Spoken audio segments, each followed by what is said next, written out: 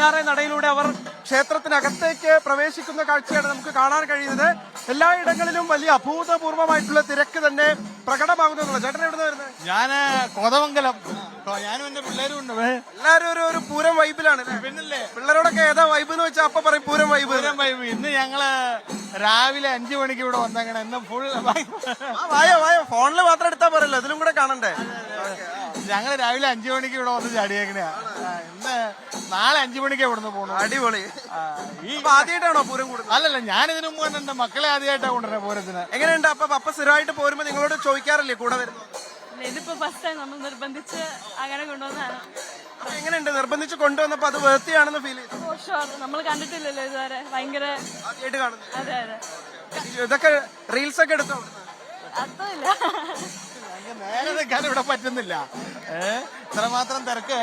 സ്ഥിരമായിട്ട് വരുന്നോണ്ട് ചോദിക്കട്ടെ, ആളെങ്ങനെയുണ്ട്? ആളുകളുടെ എണ്ണം ആൾ ഇത്തവണ കണ്ട ഈ സമയത്ത് ഇത്ര ആളുകൾ കാണാറില്ലാത്തതാണ്. ഇത് ഇപ്പൊ എല്ലാ തവണത്തൊക്കെ ഇത്തവണ ആള് കൂടുതലാണ്. പ്രത്യേകിച്ച് യങ്സ്റ്റേഴ്സ് ഒത്തിരി വന്നിട്ടുണ്ട് ഇത്തവണ.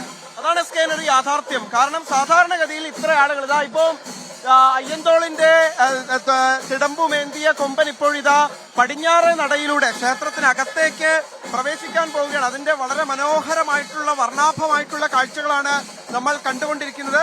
വലിയ തിരക്കാണ്. വലിയ തിരക്കെന്ന് പറഞ്ഞാൽ ഒരു 10 വർഷങ്ങൾക്കിപ്പുറം ഒരുപക്ഷെ തൃശ്ശൂർ പൂരത്തിൽ ഉണ്ടായിട്ടുള്ളതിനേക്കാൾ വലിയ ആൾക്കൂട്ടം, വലിയ ജനങ്ങളുടെ സാന്നിധ്യം, പ്രത്യേകിച്ച് യുവാക്കളുടേതാണ് എടുത്തു പറയേണ്ടത്.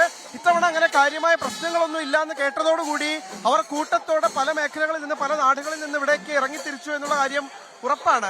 ഈ ഫാമിലി എവിടുന്നാ ചോദിച്ചോക്കെ? എവിടുന്നാ വരുന്നത് ചേച്ചി? ഞങ്ങള് തൃശ്ശൂര് നല്ലങ്കര. ഇവിടെ ഉള്ള ആള് എങ്ങനെയുണ്ട് പ്രാവശ്യത്തെ പൂരം? അടിപൊളി.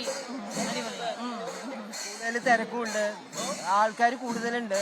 നല്ല ആവേശകരമായിട്ടുള്ള പൂരാണ്. അതാണ് എല്ലാവരും പറയുന്നത് തന്നെയാണ് സ്കെയിൻ. ഇപ്പം ഒരു മേളം ഇതിനകത്തേക്ക് കയറുമ്പോൾ, ഒരു പൂരം ഇതിനകത്തേക്ക് കയറുമ്പോൾ തൊട്ടു പിന്നാലെ തന്നെ അടുത്തതും എത്തിക്കൊണ്ടിരിക്കുകയാണ്. ഗജവീരന്മാർ ഇങ്ങനെ അണിനിരന്നുകൊണ്ട് ഇപ്പോൾ പടിഞ്ഞാറ് നടയിലേക്ക് അയ്യന്തോളിന്റെ തിടമ്പുമേന്തിയ കൊമ്പൻ ഇപ്പോൾ പടിഞ്ഞാറ് നടയിലൂടെ അകത്തേക്ക് പ്രവേശിക്കുന്നു. അതിനുശേഷം വടക്കുന്നാഥനെ വലം വെച്ച ശേഷം തെക്കേ ഗോപുര നടയിലൂടെ പുറത്തേക്ക് ഇറങ്ങും.